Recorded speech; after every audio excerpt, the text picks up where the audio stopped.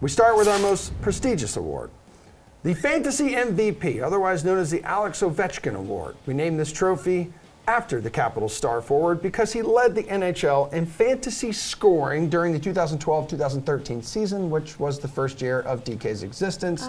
And wouldn't you know it, he's leading the way again this year. So does he win his own trophy here, Pete? If not, who does?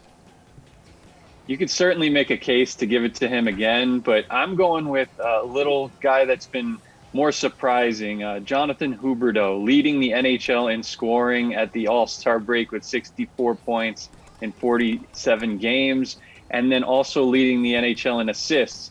And his team, the Florida Panthers, has been, I think, the safest, most consistent fantasy team, regardless of who's been missing in the lineup. And still, the thing that amazes me most about Huberdeau over the past 2 seasons is that he's done all this damage at even strength. He's among the top even strength point producers in the league on a separate line from Alexander Barkov, who earlier in his career, those two were attached at the hip. And you could always have said that Huberdeau's success was related to Barkov. You can't say that anymore. Huberdeau is arguably the best scorer in the NHL right now. And I think he has a great chance to keep it going. All right, Paul, what do you think? Is it Ovi's award to win Ovi's award? Absolutely. You said a fantasy award, right? Based on fantasy stats, he's there. He's number one. He's among the leaders in point scoring.